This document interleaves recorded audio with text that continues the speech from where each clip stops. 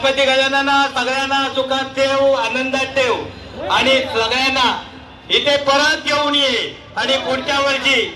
श्री सिद्धेश दादा यांना नम्र विनंती आहे की आमची अशीच सोय करावी, हे आमच्या गजाननाकडे प्रार्थना आम्ही तुमच्या मार्फत करतो, आमच्या सगळ्यांमार्फत करतोय. गणपती बाप्पा